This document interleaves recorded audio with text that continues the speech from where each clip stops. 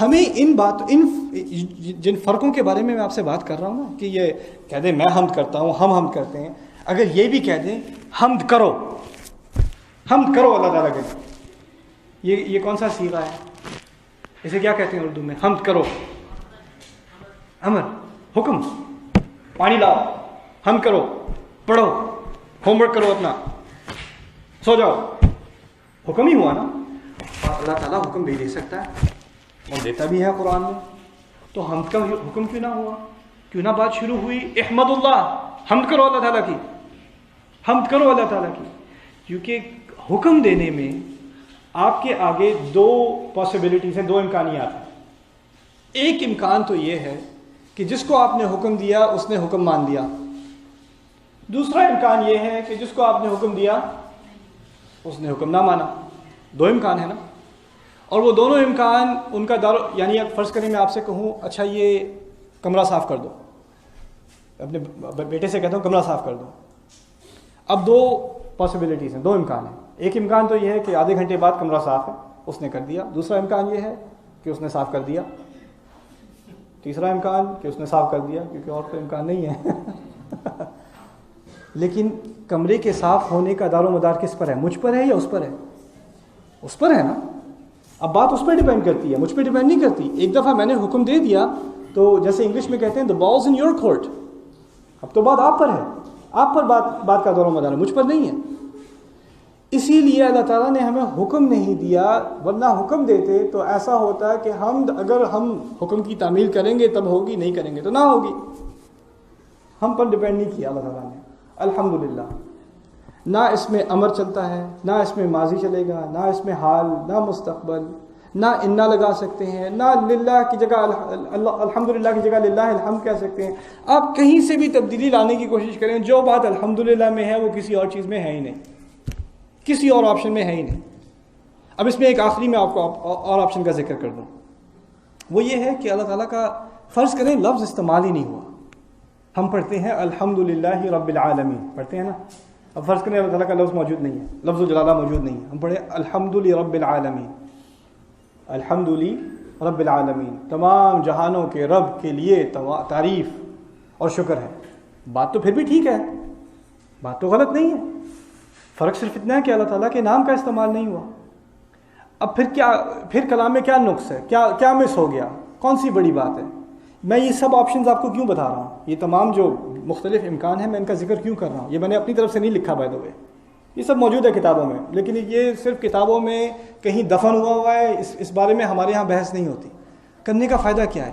کیونکہ جب ہم یہ کہتے ہیں کہ یہ کلام بالکل کسی نقص سے فارغ ہے، اس میں کوئی خلل نہیں ہے، اس میں کوئی تبدیلی نہیں ہو سکتی، تو لیٹس ایکسپیریمنٹ. چلو کوشش تو کرو تبدیلی کی، کیا ہوتا ہے؟ کوئی اور طریقہ ہے حمد کرنے کا؟ کوئی اور الفاظ ہیں جو استعمال ہو سکتے ہیں؟ کیوں نہیں ہو سکتے؟ کیوں کا لفظ جو ہے نا یہ بڑا خطرناک لفظ ہے. جب بچہ آپ سے پوچھتا ہے نا کیوں، تو آپ ڈر جاتے ہیں یہ تو ایمان خراب ہو جائے گا بچے کا. وائی آر وی مسلم؟ کیوں مسلمان؟ یہ قرآن میں ہم ایمان کیوں رکھتے ہیں؟ لیکن میں آپ کو ایک بات بتاؤں، جب کیوں کا جواب مل جائے نا تو وہ ایمان پکا ہوتا ہے جو کسی اور راستے سے پکا نہیں ہوتا. یہ سوال بہت خطرناک بھی ہے اور اس کا جواب بہت قوی بھی ہے، اسی لیے میں یہ بحث کر رہا ہوں آپ کے ساتھ. اچھا آخری تھا لفظ، کیا لفظ نکال دیا میں نے کلام میں سے؟ اللہ، الحمد رب العالمین. میں لوئزیانا میں تھا، بریک سے پہلے میں آپ سے ذکر کر رہا تھا، اسکیری پلیس.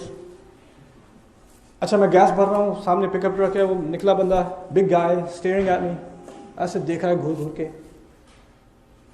میں نے کہا پریز دا لارڈ مین، پریز دا لارڈ. کیا ترجمہ ہو پریز دا لارڈ؟ رب کی تعریف کرو. لیکن عیسائی کے ہاں پریز دا لارڈ وہ کیا سمجھے گا؟ وہ سمجھے گا oh you are my team, I don't نو.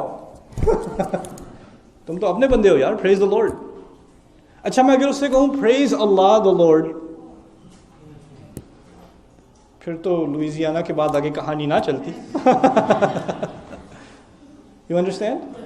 اگر میں اس سے پریز دا لارڈ کہوں، رب کی تعریف کرو، تو کیا ممکن ہے کہ اس کے دماغ میں رب کی کوئی اور تعریف ہے، میرے دماغ میں اور اس کے دماغ میں اور؟ یہ ممکن ہے کہ نہیں؟ ہے تو ممکن. اسی طرح کا ایک معاملہ قرآن میں بھی ہے. قرآن میں موسیٰ علیہ السلام کا جو مقابلہ ہوا جادوگروں سے، مقابلہ جیتنے کے بعد جادوگر تمام کے تمام سجدے میں گر گئے. فرعون خود کنفیوز، یہ کیا ہوا ہے؟ یہ کیا ان کے جادو کا کچھ حصہ ہے؟ یہ کیا ایکسرسائز کر رہے ہیں؟ کیا کر رہے ہیں؟ یہ سجدے میں کیوں گرے؟ سجدے سے کھڑے ہوئے اور کہتے ہیں آمنا برب العالمین، ہم تمام جہانوں کے رب پر ایمان لے آئے. ہم تمام جہانوں کے رب پر اور تمام قوموں کے رب پر ایمان لے آئے. اچھا، فرعون کا مسئلہ یہ ہے کہ وہ اپنے آپ کو کیا مانتا ہے؟ رب مانتا ہے. تو اگر وہ کہہ بھی دیں کہ ہم تمام قوموں کے رب کو پر ہمارا ایمان ہے، تو وہ کیا سمجھے گا؟ چلو ٹھیک ہے، میں تو یہ جانتا ہوں یار، آگے بات کرو، یہ تو مجھے پتا ہے.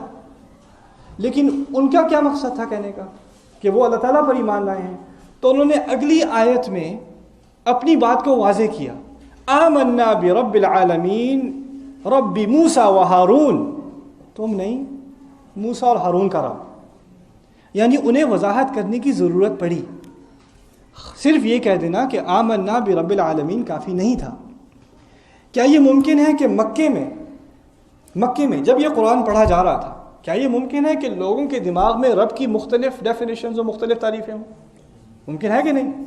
اگر یہ کہہ دیں رسول صلی اللہ علیہ وسلم الحمد لرب العالمین، ہو سکتا ہے کسی کو اس سے کوئی تکلیف ہی نہ ہو. کوئی کہے کیا ہاں میں تو یہ بھی مانتا ہوں. یعنی ہر چار آدمیوں کے چار مختلف رب، اور ہر کوئی کہہ رہا ہے الحمد لرب العالمین، کوئی مسئلہ ہی نہیں. اگر آپ نے وضاحت سے یہ بات کرنی ہے کہ آپ اللہ تعالیٰ کے بارے میں بات کر رہے ہیں، تو الحمدللہ لفظ اللہ کا وہاں ہونا لازمی ہے. اس کے بغیر توحید کا جھگڑا ہی نہیں ہوگا، ورنہ تو جھگڑا ہی نہیں ہوگا. الحمدللہ رب العالمین. دوسری بات یہ، کیا اللہ تعالیٰ کے مختلف نام ہیں؟ تو اللہ کی جو صفات ہیں ان کو اللہ تعالیٰ کے نام کہا جاتا ہے قرآن میں. وَلِلَّهِ الْأَسْمَاءُ الْحُسْنَى. کیا نام ہے؟ کچھ بتائیں مجھے نام. الرحمن، الرحیم، الملک، القدوس، السلام، المؤمن، المہیمن، العزیز، الجبار، المتکبر، الخالق، البارئ. کتنے نام ہیں؟ بے شمار نام. کم از کم 99 نام تو ہیں، کم از کم، رائٹ؟ اچھا، اب ان میں سے کسی ایک کا استعمال بھی یہاں ہو سکتا تھا. آپ اللہ تعالیٰ کی ہی تعریف کر رہے ہیں نا، تو اگر آپ الحمد للخالق کہہ دیتے، الحمد للرحیم کہہ دیتے، الحمد للرحمن کہہ دیتے، الحمد للوہاب، الحمد للقہار، ان میں سے کوئی بھی لفظ استعمال کر دیتے، یہ تمام الفاظ اللہ تعالیٰ کے لیے ہی تو ہے نا. لیکن فرق یہ پڑتا کہ اگر میں کہوں تمام تعریف، تمام شکر خالق کے لیے ہے. خالق کا معنی کیا ہے؟ بنانے والا. یعنی میں صرف اس بات کی تعریف کر رہا ہوں اور اس بات کا شکر کر رہا ہوں کہ اس نے بنایا. اگر میں کہوں الحمد للرحیم، تو میں صرف اس بات کی تعریف کر رہا ہوں اور اس بات کا شکر کر رہا ہوں کہ وہ رحمت کرتا ہے. اگر میں کہوں الحمد للحکیم، تو میں صرف اس کی حکمت کا شکر اور اس کی حکمت کی تعریف کر رہا ہوں. میں نے اس کے باقی جو تمام اوصاف ہیں، جو تمام اس کے نام ہیں، جو تمام اس کے کام ہیں، ان میں سے اور کسی کی میں نے تعریف نہیں کی، میں نے صرف اس کام کی تعریف کی. مجھے کوئی ایک طریقہ چاہیے کہ میں اللہ تعالیٰ کی ان تمام صفات کی تعریف کر دوں جو میرے دماغ میں ہیں اور جو میرے دماغ میں نہیں بھی ہیں، جن کا مجھے علم ہے، جن کا مجھے علم نہیں بھی ہے. میں کیسے ایسا لفظ ڈھونڈوں جن میں تمام کے تمام ایک وقت میں شامل ہو جائیں؟ آپ کے پاس کوئی اور طریقہ نہیں رہے گا سوائے الحمدللہ. الحمدللہ لفظ اللہ کے بجائے کوئی طریقہ اور ہے ہی نہیں، کوئی اور راستہ ہے ہی نہیں. باقی تمام میں کچھ نہ کچھ پیچھے رہ جائے گا، کچھ نہ کچھ خلل آ جائے گا، کچھ نہ کچھ نقص آ جائے گا. اب یہ بحث ہے الحمدللہ پر. آپ اندازہ کریں ہماری 1400 سال سے زیادہ کی تاریخ میں اس طرح کی بحث ایک ایک لفظ پر، ایک ایک آیت پر ہو چکی ہے. ایک ایک لفظ، ایک ایک آیت پر. یہ یہاں کیوں ہے؟ اگر ایسے ہوتا تو کیا ہوتا، ویسے ہوتا تو کیا ہوتا، ویسے ہوتا تو کیا ہوتا. اب اندازہ کریں. اور یہ اس طرح کا مطالعہ صرف فاتحہ، میں پورا قرآن کا نہیں کہہ رہا، اگر صرف فاتحہ کا بھی ہو جائے تو ایمان پہ اس کا کیا اثر پڑتا ہے؟ کیا یقین انسان کو آتا ہے کہ یہ کلام الہی ہے؟ یہ انسان کا کلام نہیں ہے، یہ انسان کے لیے مشکل، یہ ممکن ناممکن ہے، بالکل ناممکن ہے، سرے سے ناممکن ہے. اور یہ چیز، یہ بات میرے نزدیک اتنی آسانی سے ہم اس پہ سے گزر جاتے ہیں. کہتے ہیں کہ یہ دیکھیں جو عربیت ہے قرآن کی، جو قرآن کی زبان جو ہے، جس کو عربوں نے معجزہ مانا، وہ تو اب پرانے زمانے کی بات ہوگی، اب کون عربی سمجھتا ہے، کون سیکھتا ہے. ہم نے اس بات کو اتنی آسانی سے چھوڑ دیا اور معاملوں میں چلے گئے، لیکن ہمیں اس بات کو چھوڑنے کا جو اثر ہے نا ہم پر، اس پر ہم نے کوئی زیادہ زور نہیں دیا، نہ اس پہ دھیان دیا. اس کا اثر یہ ہوتا ہے کہ جو ہمارے دل میں جو واقعی عقلی یقین ہے نا کہ یہ کلام واقعی خدا کا کلام ہے، وہ کمزور ہوتا چلا جاتا ہے. اور پھر انسان سمجھتا یہ ہے کہ ترجمے میں اور قرآن میں فرق ہی کیا ہے. تو جب انسان کو ترجمے میں کوئی بات ایسی لگتی ہے، یار یہ کچھ سمجھ نہیں آ رہی کیا کہا ہے یہ، اور تقریباً ہر مسلمان جو قرآن کو ترجمے میں پڑھتا ہے اس کا کہیں نہ کہیں یہ تجربہ ضرور ہے کہ اس کے دماغ میں آتا ہے یار یہ کیا لکھا ہے، سمجھ نہیں آئی بات، یہ کیا کہا ہے. یہ سوال لازمی آئے گا. اس مطالعے سے ان سوالوں کا جواب ملتا ہے، دل پہ اطمینان ہوتا ہے. اور یہ دل کا اطمینان کوئی بری بات نہیں ہے. ابراہیم علیہ السلام اپنے تمام ایمانیات کے باوجود کہتے ہیں ربی ارینی کیف تحیی الموتى، رب مجھے دکھا دے یہ موت کو زندگی کیسے دیتا ہے تو. اللہ تعالیٰ سے دعا کر رہے ہیں مجھے ایمان تو ہے کہ موت کے بعد دوبارہ اٹھنا ہے، لیکن کچھ دکھا دے. اللہ تعالیٰ نے بھی سوال پوچھ دیا اولم تؤمن، تمہیں ایمان نہیں ہے کیا، مانتے نہیں ہو کیا. بڑا عجیب سوال ہے رسول سے سوال، اولم تؤمن، مانتے نہیں. وہ بھی کہتے ہیں بلا بے شک مانتا تو ہوں، بلا ولکن لیطمئن قلبی، بس دل کا اطمینان چاہیے. دل کا اطمینان کوئی چیز ہے. ہمارا ایمان جو ہے یہ صرف وراثت میں نہیں ملا ہمیں. میں تو یہاں تک کہتا ہوں کہ اگر آپ کی زندگی میری زندگی کی طرح ہے، ہم عام مسلمان فیملی میں اگر ہماری پیدائش ہے، پرورش ہے، تو ہم نے کچھ نہ کچھ دین سیکھا، نماز پڑھنی سیکھی، قرآن کو تھوڑا بہت پڑھنا سیکھا. ٹھیک ہے ترجمے پہ کوئی خاص زور نہیں دیا، عام دیسی فیملیز میں ترجمے پہ کوئی زور نہیں ہوتا. جو زبردستی 9ویں 10ویں جماعت میں پڑھا دیا وہ پڑھا دیا. میری اردو کی تعلیم تو 8ویں جماعت سے زیادہ کی بھی ہے بھی نہیں، 8ویں تک میں نے اردو پڑھی ہے بس. یہ 8ویں جماعت کی اردو میں آپ سے آج بات کر رہا ہوں. Right, federal government boys model school G94 زندہ باد. اوکے، اسلام آباد by the way. Okay so لیکن ان تمام چیزوں سے آخر کار ہمارے ایمان پہ کیا ہوتا ہے؟ ہمارا ایمان وراثتی ہے. آپ مسلمان کیوں ہیں؟ کیونکہ آپ مسلمان گھرانے میں پیدا ہوئے، آپ کو یہی چیزیں سکھائی گئیں. آپ نے نہ یہ سوال کیوں کا سوال آپ نے کبھی پوچھا ہی نہیں، اور اگر پوچھتے بھی تو بڑی مصیبت ہو جاتی. تم پر تو شیطان کا وسوسہ ہو گیا ہے، تمہیں تو کسی پیر کے پاس لے جانا پڑے گا، تمہیں تو غسل کرنا چاہیے فوراً، تم یہ 20 نفل پڑھو کیونکہ تم نے کیوں کا سوال کیوں پوچھا. اور اب ہم رہ رہے ہیں امریکہ میں، اور امریکہ میں آپ کے بچے جو پہلا سوال جو ان کی زمین ان کی لائف میں، ان کی دنیا میں آتا ہے، وہ کیا ہے؟ پہلا سوال why do we have to do that? I don't understand. اور ہم نے یہ سمجھا کہ تمام تر ادیان دنیا کے، تمام مذہب دنیا کے، وہ پتہ کیوں چل رہے ہیں؟ کیونکہ ان کے باپ نے بچے کو سکھایا، ماں نے بچے کو سکھایا، بچہ اپنے بچوں کو سکھائے گا، اسی طرح چلتا ہے معاملہ. اسلام ان چیزوں سے مختلف ہے. اسلام میں ہمارا دین، ہمارا عقیدہ، ہماری ایمان کی بنیاد عقلی ہے، دلیل پر ہے. اور دلیل کی ضرورت صرف اس وقت ہوتی ہے جب کوئی پوچھے میں کیوں ایمان لاؤں، کیوں مانوں یہ خدا کا کلام ہے. اور یہ سوال غیر مسلم کو کرنے کا حق ہے. اور میں کہتا ہوں کہ ہمیں اس سوال کا جواب مسلمانوں کو سکھانا پڑے گا. اور اگر یہ سوال لوگ پوچھتے نہیں ہیں تو میں کہتا ہوں آج ہماری جو ینگ جنریشن ہے اس کی بہت بڑی اکثریت اس سوال کو اپنے دل میں لیے بیٹھی ہے. کیوں؟ میں مطمئن نہیں ہوں، مجھے نہیں لگتا کہ یہ صحیح ہے. میں I'm not convinced. 1-2 فلسفی کورسز لے لیں، 1-2 سائیکالوجی کورسز لے لیں، 1-2 اینتھروپالوجی کورسز لے لیں، 1-2 ورلڈ ریلیجن کورسز لے لیں، آپ کا ایمان گیا. یہ مطالعہ ضروری ہے، یہ پڑھائی ضروری ہے تاکہ ایمان پکا رہے، تاکہ ایمان صرف روحانی نہ رہے، عقلی بھی ہو جائے. تو میری دعا ہے کہ انشاءاللہ تعالیٰ یہ سلسلہ انشاءاللہ آج تو تجربہ تھا. خیر مجھے کوئی امید نہیں تھی کہ زبان سے کوئی لفظ بھی نکلے گا، کیونکہ زیادہ تر میں اب تو ابو امی سے بھی انگلش میں ہی بات نکل آتی ہے. ایون وہ جواب اردو میں دیتے ہیں لیکن پھر بھی انگریزی میں بات کرنے کی عادت ہو گئی ہے. اور وائف کو میری الحمدللہ اردو بالکل سرے سے آتی نہیں ہے، بیچاری کو، مسکینہ. اس کو ڈر ہے کہ آج کے بعد چڑھ جائے گی زبان تو پھر اب میں انگلش میں بات نہیں کروں گا. تو وہ دعا کر رہی ہے کہ انگریزی برقرار رہے میری. لیکن میں چاہ رہا ہوں کہ انشاءاللہ آج میرا نہیں خیال کہ فاتحہ پوری کر سکیں گے، لیکن جتنی کر سکیں گے کر سکیں گے.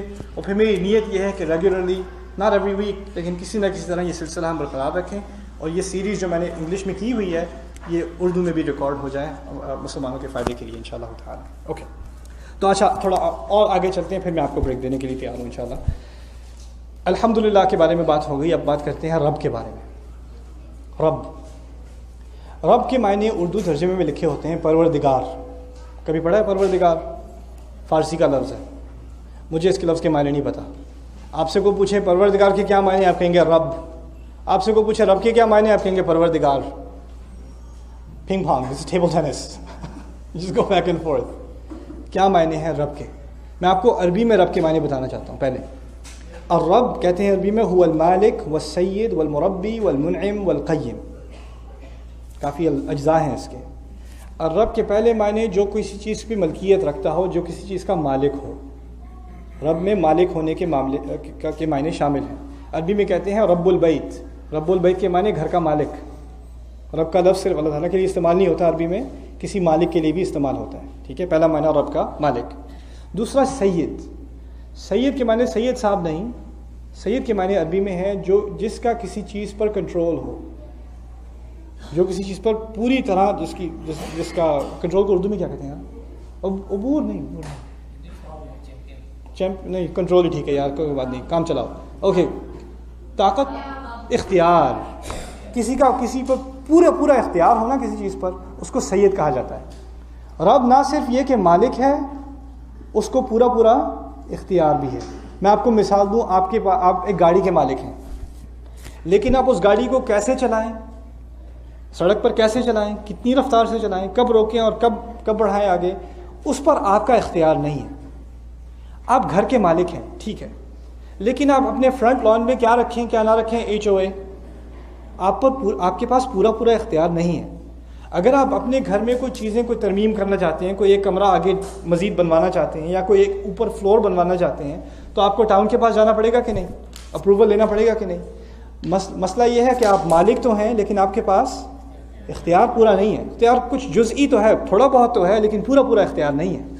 ٹھیک ہے، رب کے معنی میں مالک بھی پوری طرح اور اختیار بھی پوری طرح، کنٹرول بھی پوری طرح. ٹھیک ہے، یہ دوسرا معنی ہے.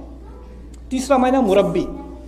مربی عربی میں کہتے ہیں جو کسی چیز کے بڑھنے کو اور کسی چیز کے پلنے بوسنے کو سنبھالے. جیسے کوئی پودے کا خیال رکھ رہا ہے اور ہر روز اس پر پانی ڈالتا ہے اور پوری طرح احتیاط کرتا ہے کہ اس کو جو ہے سورج کی روشنی ملے، اور اگر کوئی کیڑا وغیرہ آتا ہے تو اس کو ہٹا دیتا ہے، جیسے کسان کرتا ہے، یا آپ اپنے بیک یارڈ میں شاید کرتے ہوں. یہ مربی کا عمل ہے. مربی کا عمل ہے کہ کسی چیز کو بڑھنے کے لیے اس کا خیال رکھنا، اس کی پرورش کرنا. جیسے ہم اپنے اولاد کے لیے ہم مربی ہیں، ہم اپنی اولاد کے لیے مربی ہیں. رب میں مربی کے معنی شامل ہیں. کسی چیز کا خیال رکھنا، کسی چیز کی پرورش کرنا تاکہ وہ ٹھیک طریقے سے بڑی ہو اور کیا کہتے ہیں، طاقتور ہو جائے، اس میں قوت آ جائے. ٹھیک ہے، تو یہ تیسرا معنی. اچھا، پہلے میں نے کہا مالک، پھر سید، پھر مربی. پھر ہے معنی منعم. عربی میں کہتے ہیں منعم. منعم کہتے ہیں تحفہ دینے والے کو. تحفہ دینے والے کو. اچھا، تحفہ دینا اور سیلری دینا، اجر دینا، زمین آسمان کا فرق ہے. آپ کو جو پے چیک ملتا ہے 2 ہفتے بعد، وہ تحفہ نہیں ہے، وہ تحفہ نہیں ہے. لیکن اگر آپ کو کوئی انعام دے، کوئی اعزاز دے، دیٹس انعام. انعام کا مقصد ہے کہ آپ نے کسی نہ کسی طرح کسب کر کے، محنت کر کے، کام کر کے کوئی چیز نہیں لی، آپ کو وہ چیز دی گئی ہے جس کے آپ مستحق نہیں تھے. تحفہ دینے والا، رب تحفہ دینے والا بھی ہے. اوکے